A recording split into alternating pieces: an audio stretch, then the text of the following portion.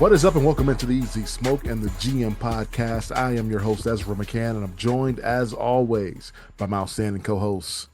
He's a Chicago Public League legend. He's a Simeon legend. He's a Grambling State legend. He played second base for the Tigers. Back in the day, he was all SWAC, and he is now the head baseball coach at Simeon High School. He is none other than Brandon Williams, a.k.a. Coach Smoke. And we've got our NFL all-around analyst, all-around football analyst and expert. We're going to call him an expert. You can see him. I saw you in the big chair on the Give Me the Hot Sauce podcast just last week. You can catch him everywhere. He is none other than Glenn Morgan, our GM. And gentlemen, the last time we talked, all right, the Bears had just moved to 6-3. All right. Yeah, we said, mhm. And there were two of you guys on this podcast that said they hadn't all the way bought in, and they weren't ready to say that this team was a good football team. We had 4 games. The next 4 games, we said if the Bears go 2-2, that would be a successful 4-game swing there.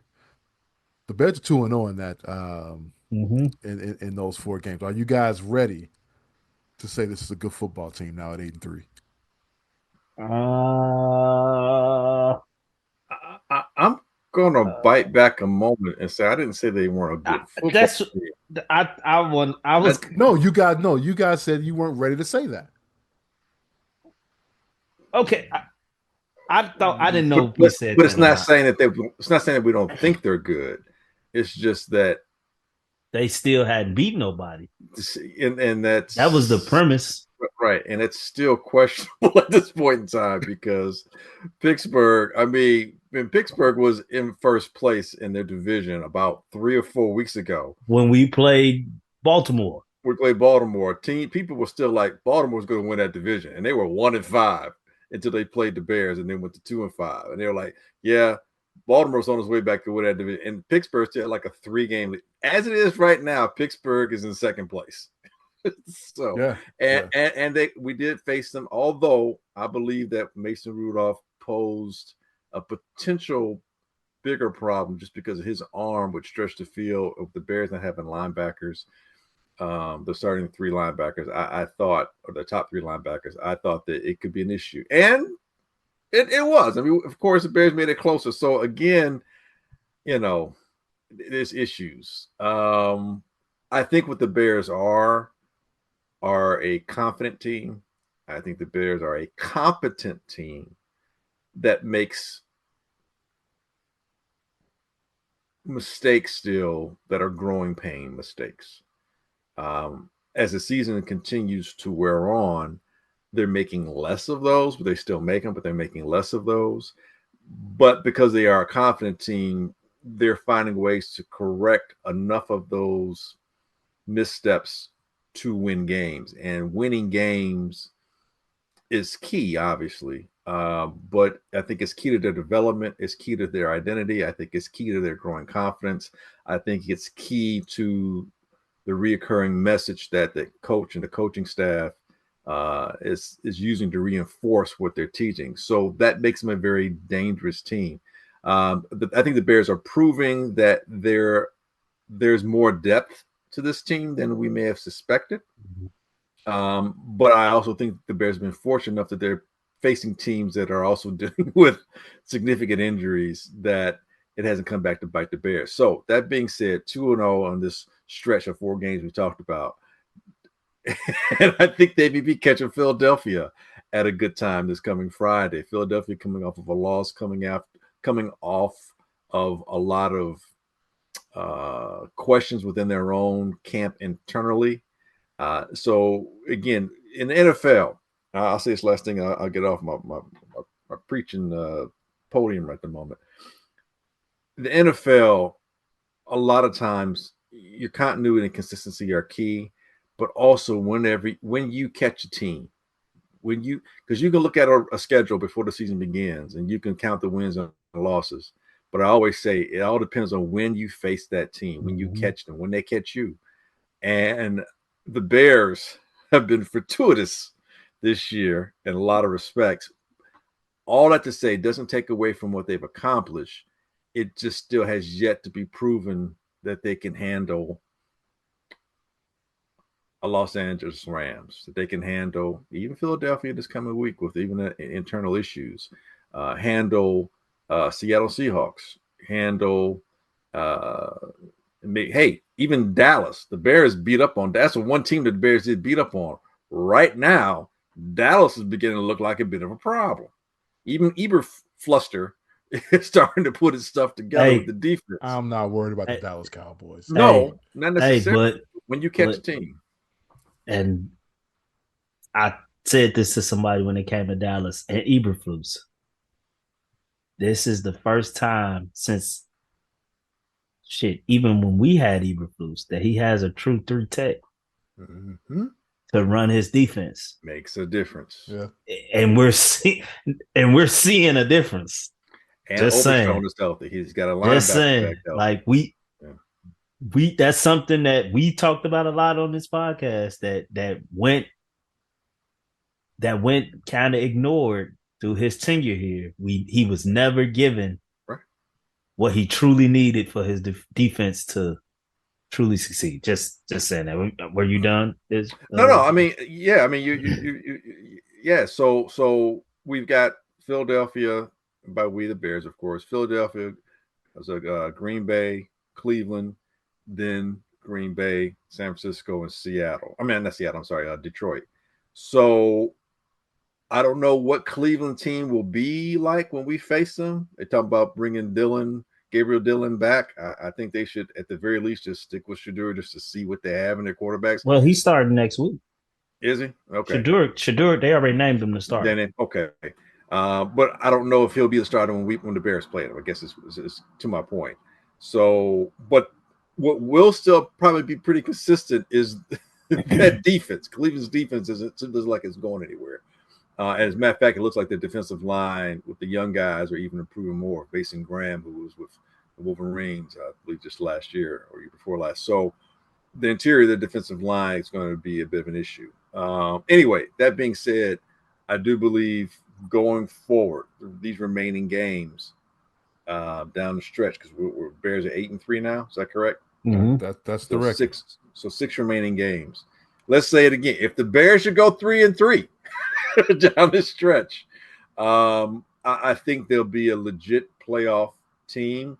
If the Bears are fortunate enough to finish the season, let's say 12-5, and at least host a game at home, it'll be very interesting to see. If nothing else, man, this Bears team is an interesting and intriguing team because even with their close margins of victory here, they're still finding ways to win. But you can tell if you're watching the games, they're getting better each week.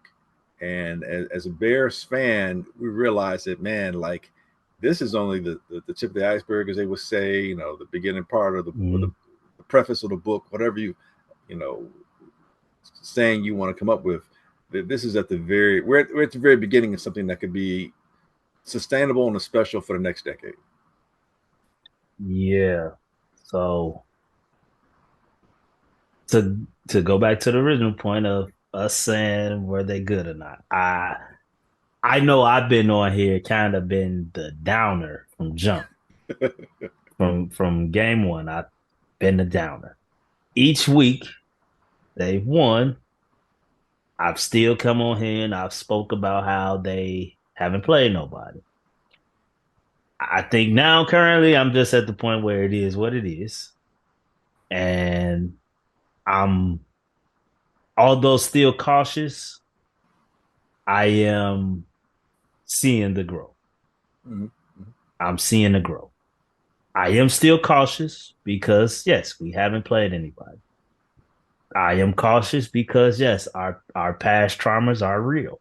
I mean, so like I still find myself not trying to get head above heels on things, but watching that game Sunday was probably one of the first times I felt, and it could be being that because of how they won so much, now I've become used to it. how they won that I found myself never phased by that game Sunday. Right. Like I never doubted that they would. I felt they were going to win that game no matter what. You got callous emotions. Only time I was a little apprehensive was I'm like, oh, the Steelers are kind of taking it slow on their trying to score here. I felt like you could tell like they were trying to make sure if they did score, we didn't have time. But I wasn't worried. And it was like, and I'm like, everybody on social media saying ugly win. And that was one that to me didn't seem ugly. No, it didn't seem ugly. It didn't seem ugly to me. For me, yes, you guys yes, say Caleb. you guys, yes, Caleb had the sack fumble. Yeah, that's what I was going to get to. He had the sack fumble, but that was one of the cleaner games he played. Mm-hmm. That was one of the games where we had guys running wide open, like, and things was happening offensively. Defensively, we are so injured. You got to take the good and you got to take the bad. What comes with both. We got our 2 takeaways. We had 2 takeaways, right? Mm-hmm. Yeah. We got our 2 takeaways, and both were big. And that could be a big thing too. The first takeaway, we finally got 7 off of it. That meant a lot to me because I'm like, we typically get a turnover. We either get 3 or we don't do nothing with it. We got 7 off of it, so I was like, okay, I'm getting there. I believe. I still don't think we're as good as the record. As the records show, but I do see the progress. I think I am. I lost my train of thought right there. I don't think we're as good as the records show, but we are growing in a positive direction, and I think next year. Whereas early on, I was worried about us having a good record and that next year we face a tougher schedule. We're going down. I don't see that decline. I don't see that decline because to me, it's not fluky growth anymore. Right. It's growth that can be measured and you see it. Caleb's still inaccurate, but at this point for me, it's like that's who he is. Take it for what it is. I think he don't throw a very catchable ball, which is a gift and a curse. That's why guys on the defense can't catch it, and that's why sometimes we drop it. So you live with that. Hey, as long as they can't catch it on the defense, we live to fight another day. And so it's like I'm starting to see the positives more so than the negatives. But I've been seeing it with Caleb, the positives. I was more so overall. I was more so not completely high on Ben Johnson yet. Getting these first 2 after we said gotta go 2 and 2. I'm shifting to okay. Still don't like the good, better, best, but it is what it is. Did I send you guys? Yeah. You know where he got that from? Why? Yeah. You sent got it from Billy Williams' Hall of Fame speech. Yeah, you sent it to us. Okay. All right, maybe I'll rock with it a little bit. You know, I like Billy Williams. But also one more thing, and Glenn, you touched on this. It is starting to seem like some destiny type thing going on here. Like Jim said, getting a team at the right time means a lot. And it does seem like some reason the Bears keep getting the breaks that I don't know if they're necessarily getting a break on going. It's fortuitous matchups. Well, no, it hasn't. Fortuitous matchups. I'm speaking up to this point. Up to this point. I'm not. I don't know if I'm not too happy you coming off that Philly win. I mean Philly loss. How they lost and us having to go to Philly. I'm like, this could be I this. actually This could get ugly. I watched the end of that game, and Dak is my fantasy quarterback, so I was very happy with his performance, obviously. But seeing how the Eagles Tells did yourself like, lose, oh, yeah, this could be ugly yeah, for it us. was ugly early, but No, I but disagree. I think we catch them at. I think we catch them at a really good time because there's a lot of internalized stuff going on with them, and this is the same shit that they was giving AJ Brown crap about because he called his team out a few weeks ago saying this don't look right. The offense we don't look right. We're gonna face some problems if we don't fix it.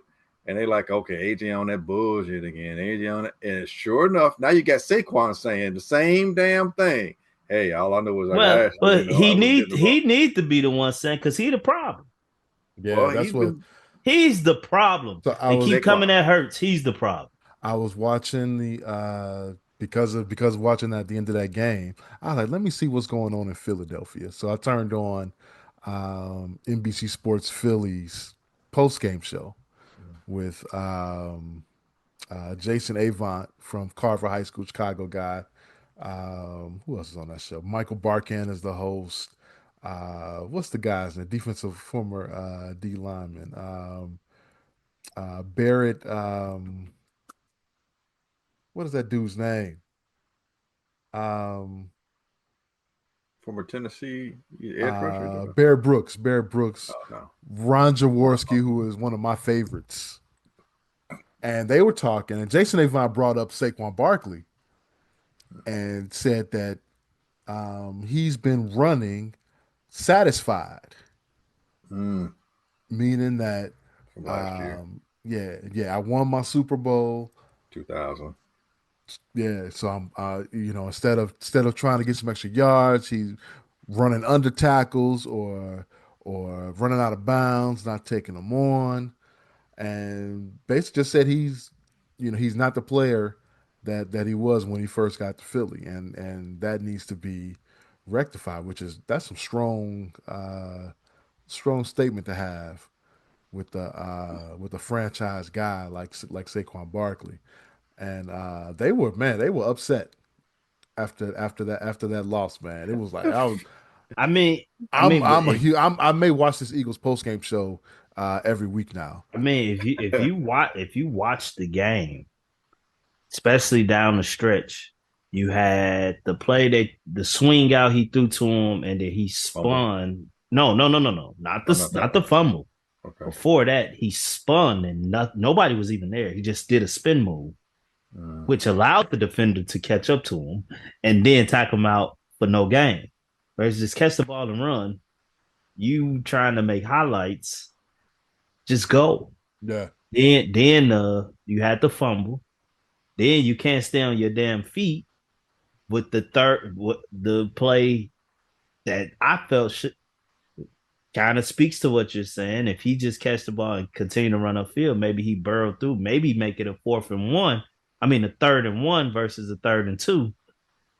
Uh, and then Hurts got sacked the next play, but he slipped on that play. On that second down play, Hurts dumped it off to him. He was running, he slips trying to cut back.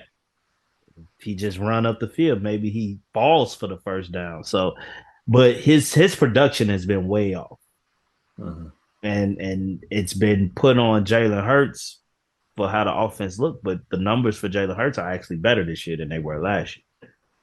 The only thing that has changed, I mean, anytime you go from averaging 125 yards a game to 66, that's a major drop off.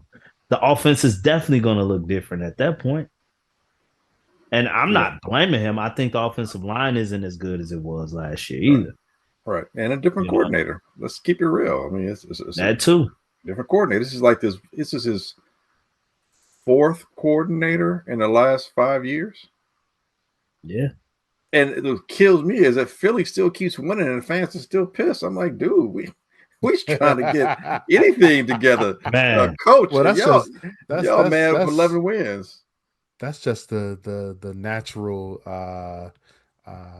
Philadelphia Yeah, personality that's coming yeah, out. That's yeah, all. yeah. They They always just so always happy, just pissed off. always surly. Yeah, Um, yeah. I'll say a couple of things real quick. Just going back to the records, and and Caleb, I've said it, I'm sure more than once. His trajectory, even in Eds, it reminded me when Ed said, throwing the football, and I think maybe Brandon said it as well. It's like maybe it's a good thing and a bad thing. He's throwing it so hard that the defenders can't catch the ball and what have you. His trajectory reminds me so much of Brett Favre. It really does. I know there's a lot of Mahomes comparisons because recency bias. I Mm-hmm. get it.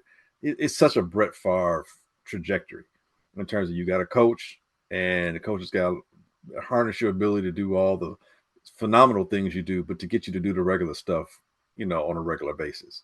And Caleb, I think, is maturing a little faster than Brett Favre did, but he's still doing some Brett Favre stuff, holding on to the ball too long, making plays, which is great, but then all of a sudden doing something that's detrimental to you as you're trying to make a play, like being caught in the end zone this past game and giving up 6 points to the defense. So I think he being Caleb is moving. It's just I want people to try and if they can remember back to Brett Favre and what that meant to the Green Bay Packers and to the Green Bay Packer legacy that we're currently still in the midst of seeing, although it seems like it's on the tail end a little bit when you went from having a quarterback for 17 years or 15 years, whatever it was in Green Bay to Aaron Rodgers, because all of a sudden Green Bay knew what it looked like to have a type of quarterback to do things you needed to do. And it was a litany of quarterbacks that came through that system that went on and left elsewhere because of Packers able to trade those players, those quarterbacks, get out the talent. Those quarterbacks succeeded elsewhere, but it also helped if you develop. So for example, Bajent could be someone that maybe in a couple of years the Bears are able to trade and get some value for. And because of now, the Bears will know what it looks like to have a good quarterback. You still bring in quarterbacks to kind of keep Caleb on his toes, but those quarterbacks develop, and it's another farming system. That's one thing. The other thing, when it comes to this Bears season and its record, I think if you want to try and quantify how both B and I are saying that 8-3 is nice, but it ain't really quite 8-3. I think you can look at the other conference and look at the New England Patriots. Their 9-2 feels a lot more legit, so to speak, than the Bears 8-3. Beating Buffalo in Buffalo was big because it's just a mental hurdle to get over a team that's been dominating their division over the last several years. It was a road win, and I think they've got a significant amount of good road wins. And I can't remember all of who they've beaten, but they've beaten a couple other decent teams as well. So their 9-2 seems a bit more assured. I won't say comfortable. Patriots. So they beat the Bills and the Bucks. Yeah, they beat the brakes off I think they beat the brakes off the Bucks when they didn't beat the brakes off the Bucks, but they beat them on the road. And that was in the Bucks. They still had Baker Mayfield, and they were still, a division leading team. So yeah, those are good wins. The kind of wins where you're not saying like, man, they didn't beat. They called a team at the wrong time. No, they called Buffalo right when Buffalo was, was hot. Was hot. They were that team. You didn't know Buffalo wasn't that team. Both of those wins came in a moment division leaders where people thought they would lose too. Right. So the Bears have yet to have that Heisman moment win, so to speak, with that signature win where you're saying like, okay, they've arrived. Like with the Patriots, you're like, oh, I think they may have arrived. Like people are like, man, like they may have the number one seed, in the AFC, and it'll be legit. And they won't necessarily I don't think anybody right now thinks the Patriots couldn't beat the Chiefs, couldn't beat Baltimore, they've already beaten Buffalo. They get to play them again and see what that's like.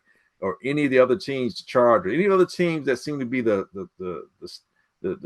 playoff caliber teams in the AFC. I think right now, when you look at the Patriots, you're like, I'm solid. Because again, the quarterbacks have they came in the same year. They both had losing seasons last year. They both have, new coaches, although Vrabel's not a new head coach. He's he's new to this current iteration of the Patriots, and they both have defenses that you don't have necessarily the big names, but they seem to be solid, strong defensive coordinating type kind of situations. So I'm just saying there's a lot of similarities. I just think until the Bears have that win, and it could come against Philadelphia, Friday.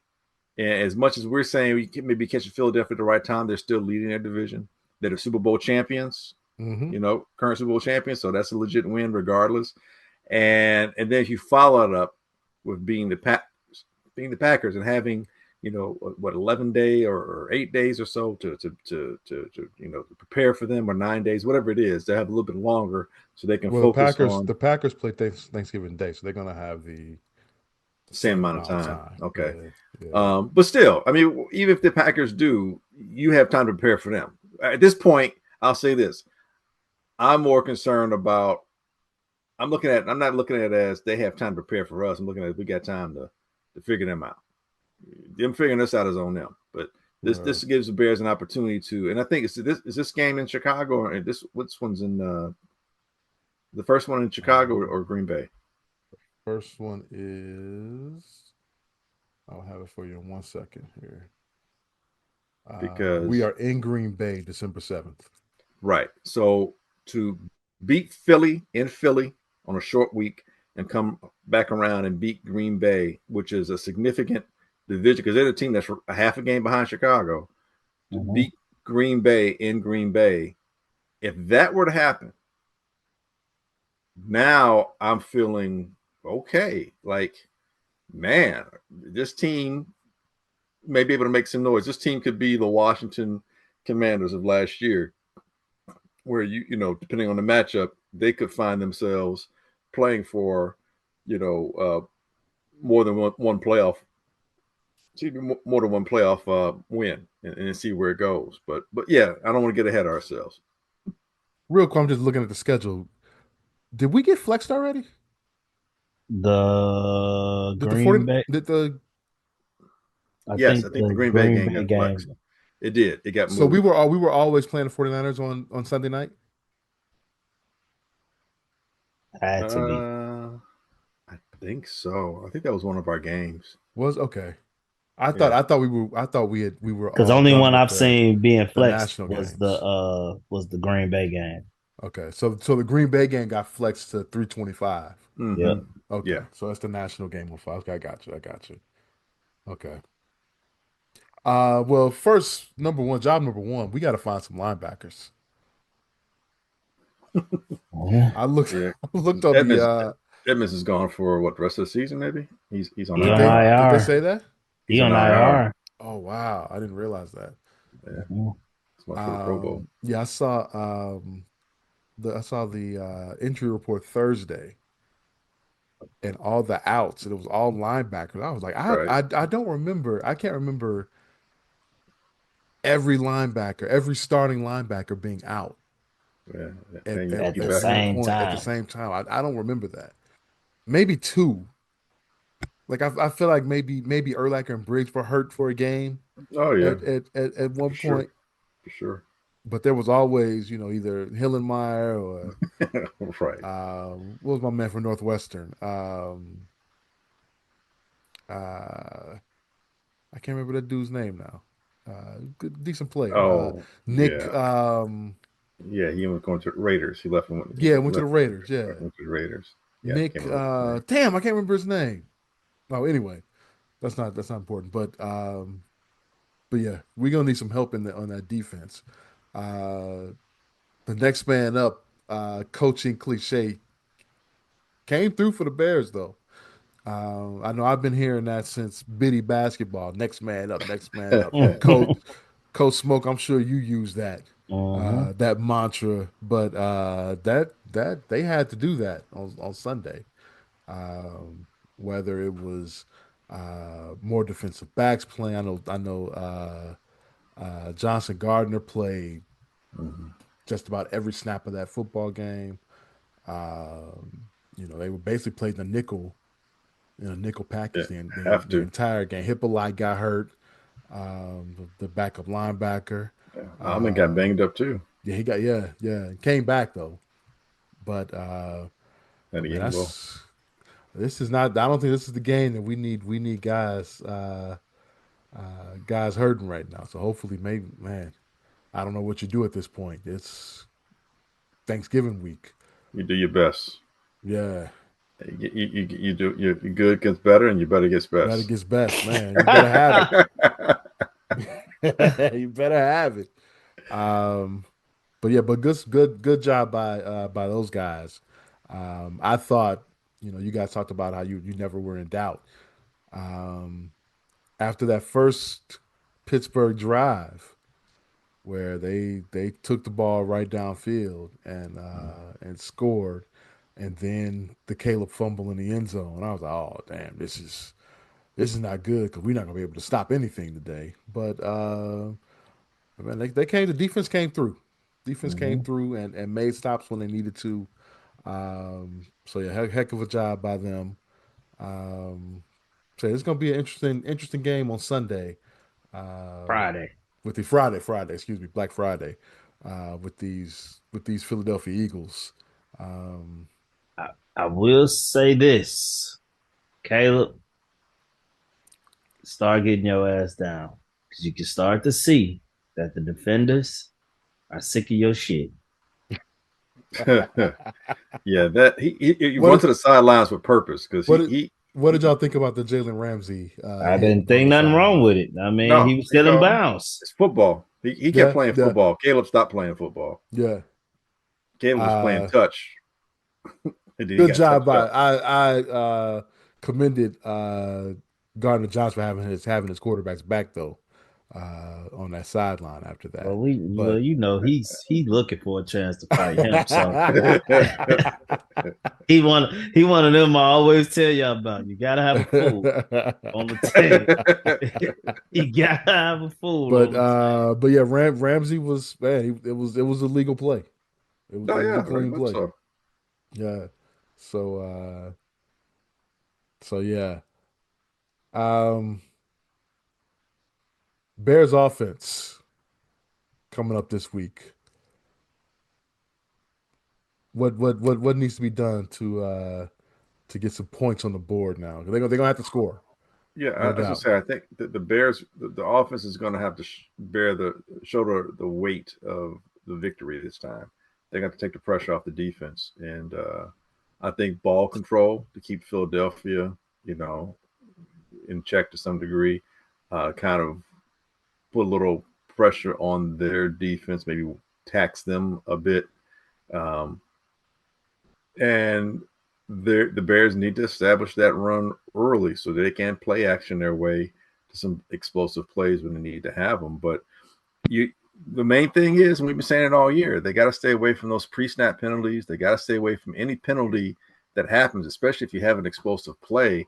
You don't want on the road to have a demoralizing feeling when you get a big play, whether it's a score or some chunks of yards, and then all of a sudden it has to come back because of a holding call or because of you didn't line up the right way or whatever legal procedure, whatever the case might be. So those things they're going to have to be as mistake free, but play loose, but be as mistake free as possible. I think sometimes in a situation like this, playing on the road helps you focus a little bit more. Um, because you don't have the distractions of whatever you might have at home, the distractions or the false sense of security. Okay, this is a home game. We've got some things that are like, no, you got to be on point. I think because it is Super Bowl, reigning Super Bowl champions, it's going to heighten everyone's focus as well. So that part's good. But they got to take the pressure off the defense and establishing a run. Got to use both tight ends. You're going to use both tight ends, and you can't have any drop balls. I mean, I understand you're not going to complete every pass. I understand you're not going to catch every pass. I'm talking about the drop balls where it's like how you drop that kind of pass. Mhm. Like, dude, like what was that? Like Zacchaeus was having a few of those. Like Luther Burden's been really good at catching the ball, but you can't have any lapses out in the field. Loveland and Komet have been really good. Loveland is looking to be a go-to guy, especially around the red zone now. Odunze is going to have to reestablish himself a bit more. and DJ Moore was taken off the milk carton finally. So you know the utilization of your players, your skill players, when and where on the field is going to come down to obviously execution. I'm not saying anything we don't already know, but you know, being efficient with your execution, but also I'm pointing to the coaches in this game, particularly the offensive coaches. You're going to have to call a hell of a game. They're going to have to be, the coaches are going to be on their game. I'm not saying that they haven't been this year, but they're going to have to really be on their game. Ben Johnson's going to have to be not, when I say in his bag, I don't mean bring out all the special plays, but just that rhythm that a good play caller has. He's going to have to be, you know, an excellent play caller, not just the schemes, but calling your plays, setting things up, all those things that can that separates you from some other dude just with a chart in his hand, picking a play like Nagy seemed to do. Like, no, you got to have some structure, some purposefulness to what you're doing. You know, you gotta be the chess master. You gotta be playing that board and playing hitting all the right notes and all that stuff. I think it really comes down to the coaching staff, particularly Ben Johnson and the players executing a tight game plan, you know, especially on a short week. Absolutely. Let's move on to some other NFL stuff. Cleveland and Shador Sanders. That Now, was a popular Sanders? topic on all the shows today. He's not related. He's not related to Bob Sanders, is he? Super Bowl champion from the Indianapolis Colts. Not the hard hitting safety. He's the son of a former defensive back though. Hey, Barry? You said running back, Barry Sanders? He's one of them Sanders. Defensive back. Defensive back. Yeah, Bob Sanders. No? I said not the hard hitting one. I'm at a loss. Oh, okay. Hope the kid can make it in the pros. What'd you guys think of his first start in an NFL game? It was mid. Yes. It was mid. He made one play that when he made that play, I said, okay, he should be starting for sure next week. That was it. It was a safe game plan. You can tell it was a safe game plan. When they gave the ball to Junkins inside the 5-yard line both times on Wildcat. Which I love, by the way, because he is my second running back. So. But it was a safe game plan. Safe game plan against a bad team. Against a terrible team. And it is what it is. I see. Y'all know how I feel about one. I thought Caleb was a media darling, right? Shador is next level. Yes, he is. Shador is next level, and it's sickening to me. I'm not even gonna sugarcoat it. It's sickening to me. One, I've never seen the media openly wish somebody fail. And that's on both sides. They've openly wished Gabriel fail for Shador to get his opportunity. And you have people that openly hope Shador fail because they just don't like him. That to me is crazy in itself. Two, I never seen a screen or screen pass get so much praise in my life.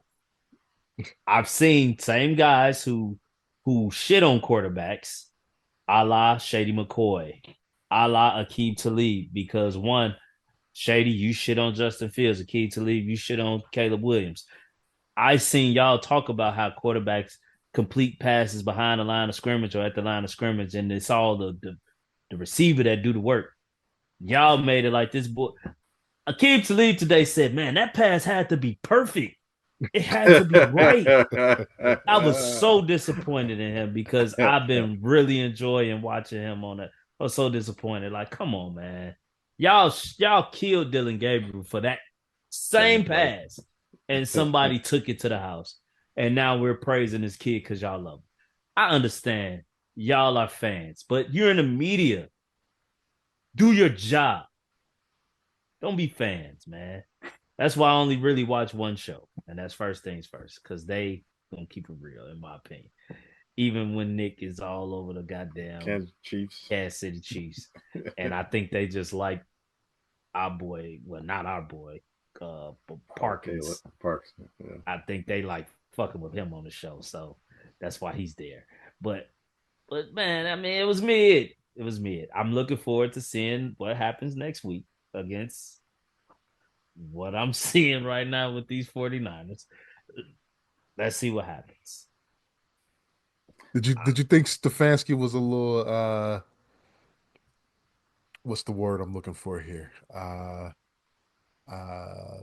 toned down in his praise of Shador at the end of the game in the locker room? I don't think I did. I It's you can come away feeling that way because of all the noise around and this whole yeah. season, even going back to the preseason and everything. And again, the question like, does he even really want Shador? Did he ever really want Shador on the team? But that being said, if I just look at it, if I try to look at it objectively by the game, it's just like what B's been saying. It was a high performance. But, he was a person that, I'm sure was part of the architecture of the game plan.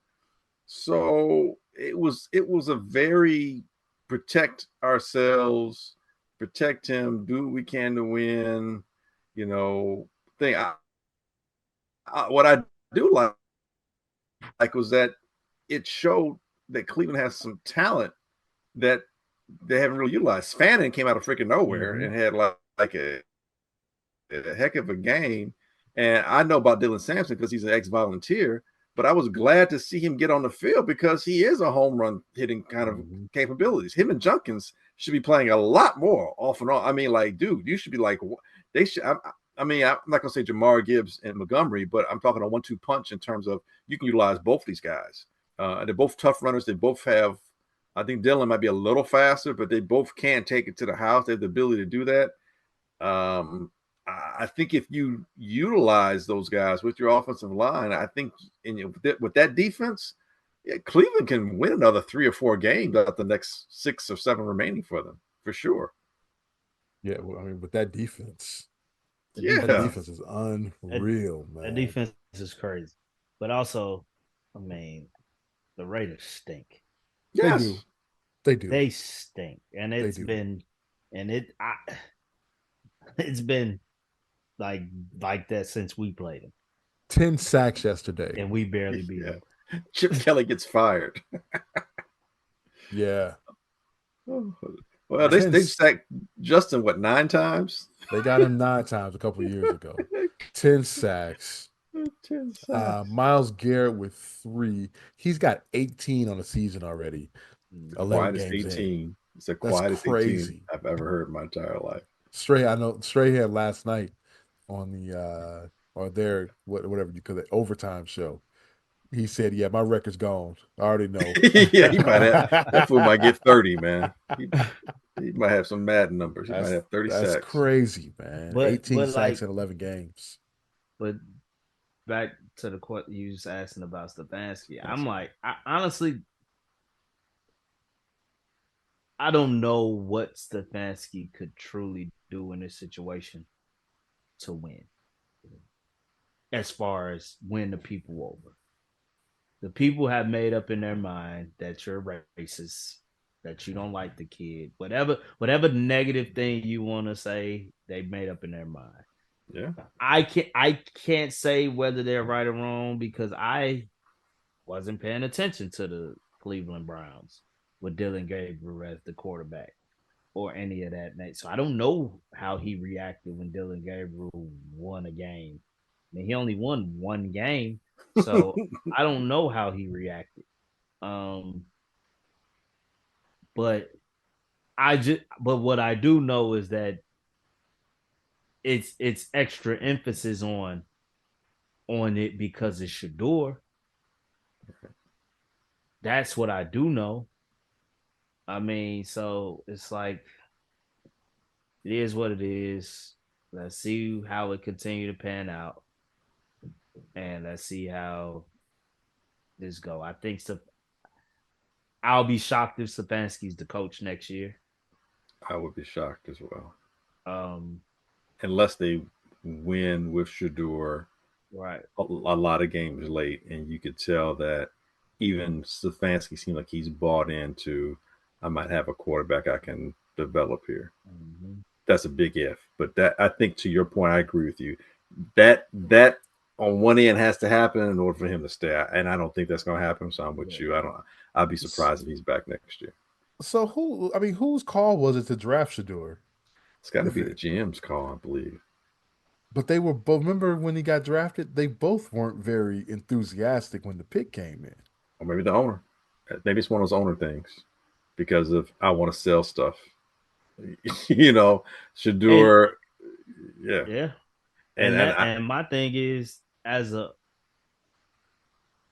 think we as people on the outside looking in don't understand how bad of a circumstance that put a person like Stefanski in. We draft Dylan Gabriel, and then we draft Shador Sanders 2 rounds later. It was doomed from jump. Yeah. It was not to doomed mention, from jump. you picked up Kenny Pickett in the offseason and you still have Watson on your payroll. By the way, you Like, saw Watson was on the sideline yeah. helping out Shador yesterday. Found that interesting. Well, somebody's got to have a friend. Look, Watson like shoot. It's perfect time to clean my image. The way they love Right. Shador, Yeah, shoot, yeah. they gonna love me. Shine They might rub gonna, off on but me. I tell you this, Deshaun, you come back healthy, think you want that job back, they gonna hate your ass then. you put Shador job in jeopardy, they gonna hate you then. Well, if it's a new coach, because it seemed like with Deshaun, and I don't know if he's just done, but it seemed like that system never fit his skill set. Yeah. Like it was never a right fit for him. So I don't know what offense is the best offense for him. I don't know, but if a different head coach comes in / offensive coordinator and Deshaun, you never know. But, if your quarterback room is a Deshaun Watson that's revitalized, and we've seen other quarterbacks come from obscurity, from the like a phoenix from the ashes, and then you've got Dylan and Shador, and those are your 1, 2, and 3. With another couple of players on offense maybe to help you out with that defense, I don't know. You never know. So I asked this, and this is kind of flipping the script a little bit. If you're Dylan Gabriel, do you want to be there? If you're Dylan Gabriel and I you're guess under you don't 6 foot, you don't have a choice, right? Yeah. At this point, I guess in that mindset, then yeah, you're right. Because it's, I feel like, do I think Shador is better than Dylan Gabriel? Yes, I do. Yes, I do. I feel like, but damn, let's not shit on this kid because we in love with this one. Yeah, I'm not. But no, I'm not saying you do that, but that's what the media has done. Well, like you said, like Dylan, like Dylan is a casualty of war. He's a casualty of war. It's like, and granted, they've given Stefanski that smoke too. They've given the coach that smoke too. But it's like, damn, I know that kid confidence is super cooked. Why would I want to stay there? But like you said, he probably can't go. Ain't nobody gonna pick him up. So, bro, look, I think sometimes, yes, everything to what you're saying, and I think what gets lost because of everything that has happened is that the contextual aspect of things before all of this. By all of this, I mean before the draft happened and Cleveland did to itself what it's done to itself. Dylan Gabriel, solid college quarterback, was in there for like 17 years in college on like 25 different teams. He was on a very good Oregon team. I think was a very good college quarterback. But I think what got exposed was like, you're not ready for pros when Oregon got the shit kicked out of them. by Ohio State in the playoffs last year. And that it wasn't even close. It's like, dude, that's the kind of competition you be facing week in and week out. That Ohio State team was a team full of, potential, not only first rounders, but guys that will probably be starting, if they're not starting already, by year 2, they'll be starting in the pros. That's what you're going to be facing year in and year out. His height is a bit of an issue.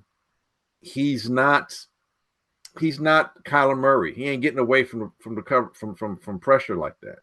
He's not Drew Brees, where he has the benefit of playing indoors, because Gabriel has a NFL-ish arm, but he ain't laser zipping stuff.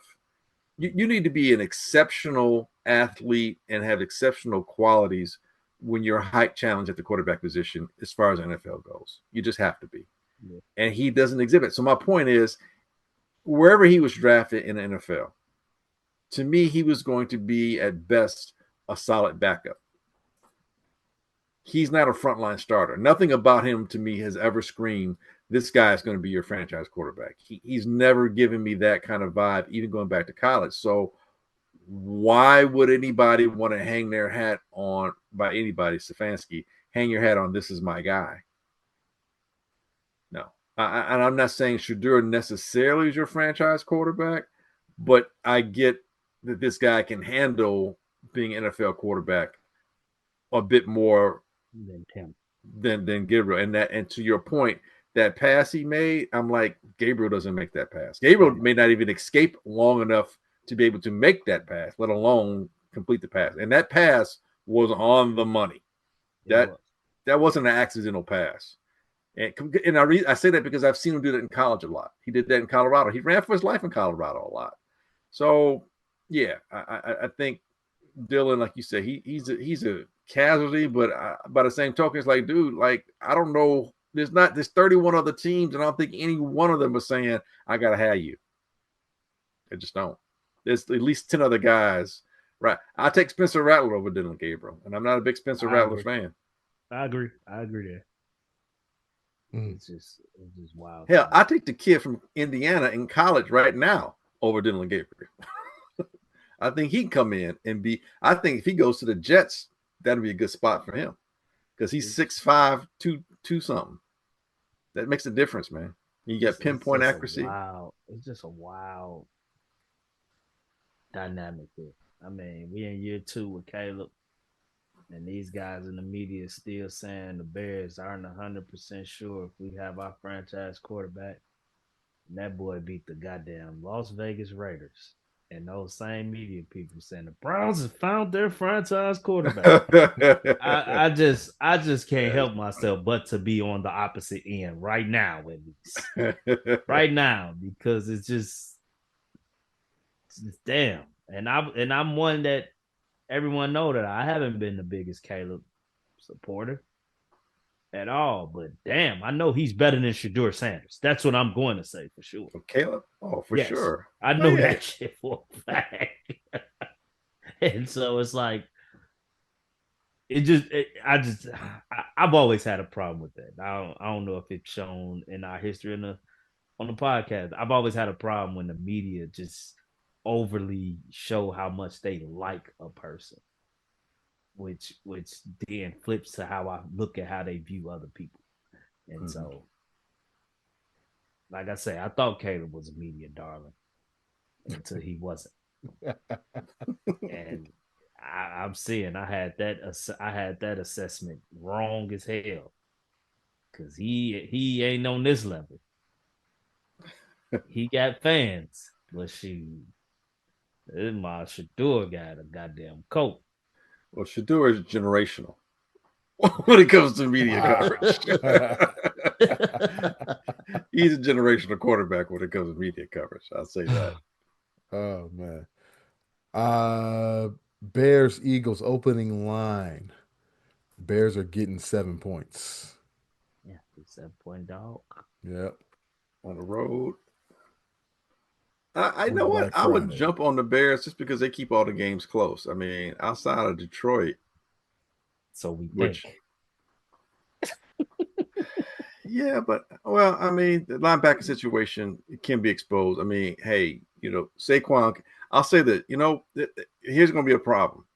The Bears still have an issue stopping a run. I mean, Yep. Gainwell was gashing the Bears. I know he had the one big run, but he still had some other significant runs too. Saquon, they could be looking at the Bears as a get right game for their running game.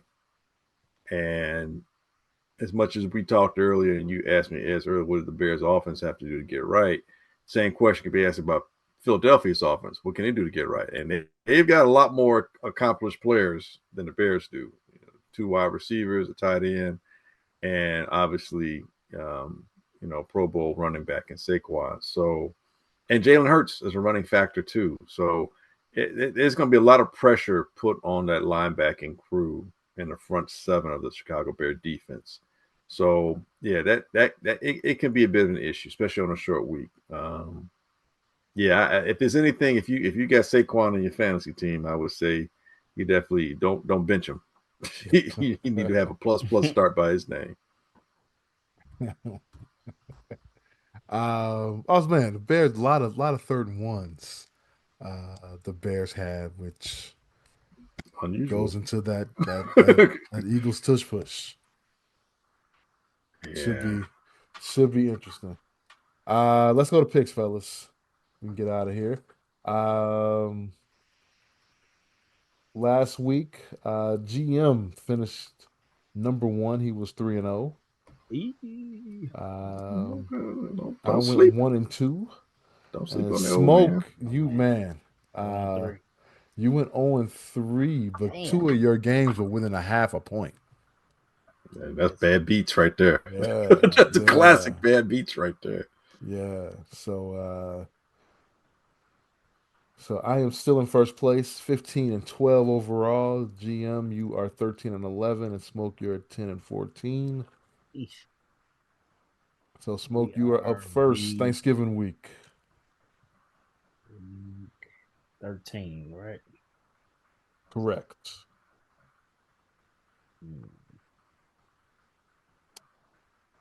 I'm taking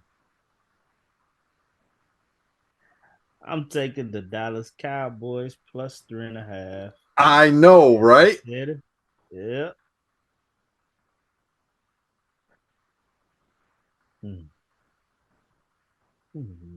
I think I'm going to take Cincinnati plus 7 versus Baltimore. And forget it. I might as well get my. Oh, wait. Oh, I went down too far. I will get my weekend over by Friday.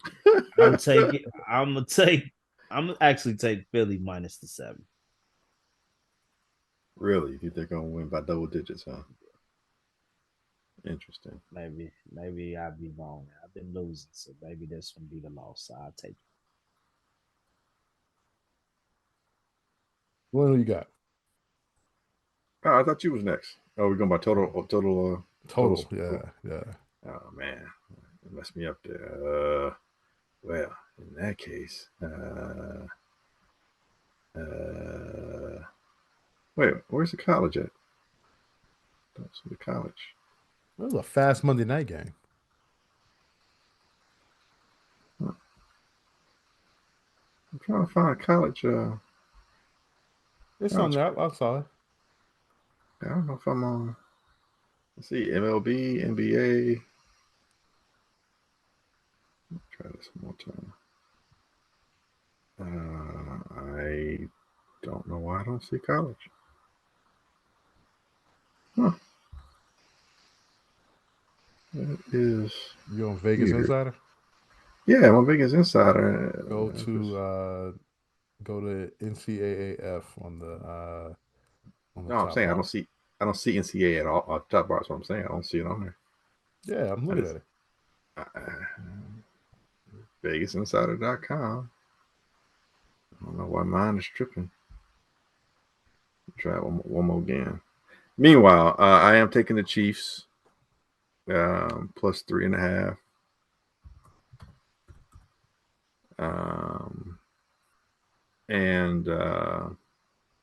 Wait, you mean minus 3.5? My. Or you taking Dallas? No, I'm sorry. My bad. I meant the Chiefs game, but I'm taking Dallas. Right. Taking the Cowboys. My bad. Okay. Yeah, I apologize. Thanks, Smoke. Catch me on that one.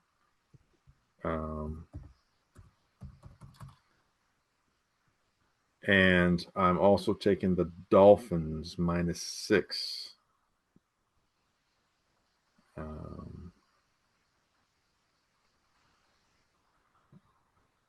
Against I forget who the Dolphins are playing.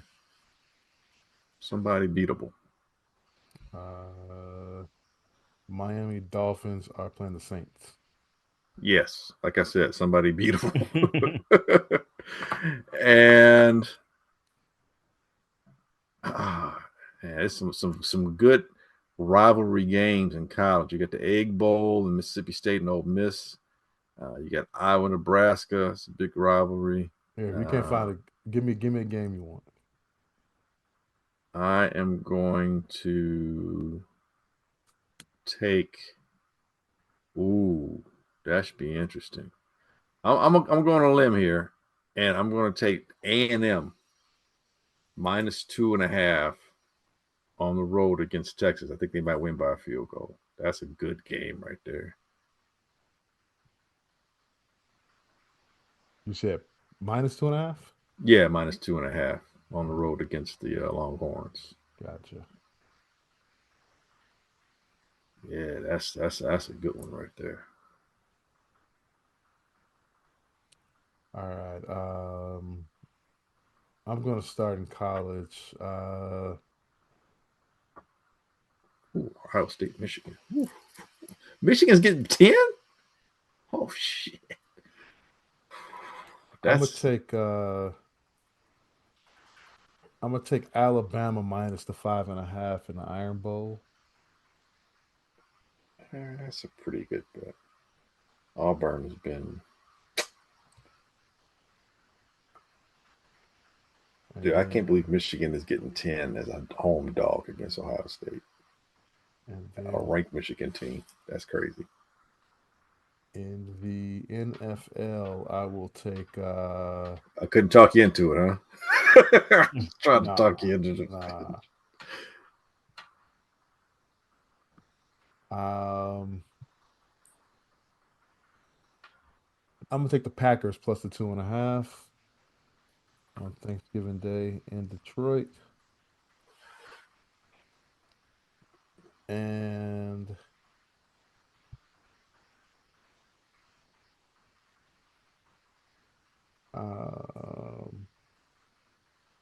I'm gonna take the Ram -10 going to Carolina for an early game. I thought about that one, but man, they looked the way unstoppable. they looked Sunday. Oh my God. Yeah. They look like Super Bowl champions. They're a good football team. Oh my God. They're a good football team, no doubt. Yeah.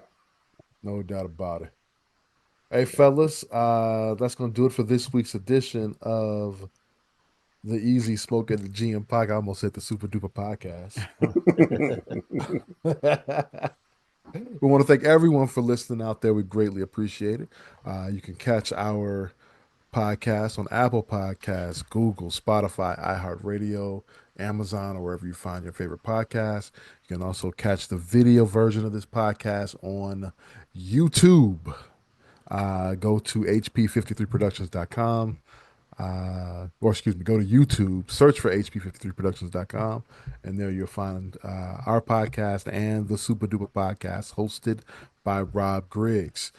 Everybody have a very, very, very happy Thanksgiving. Glenn, please take them out. Yep. Hey, like we always say, here on Easy Smoking the GM podcast, we ain't saying we're right, but we can never be wrong with fans like Teresa Thompson. Thank you very much for being one of our erstwhile fans. Echo what Edison said. Happy holidays to everyone. This Thanksgiving coming up. And go Bears. Bears. Thanks, Teresa.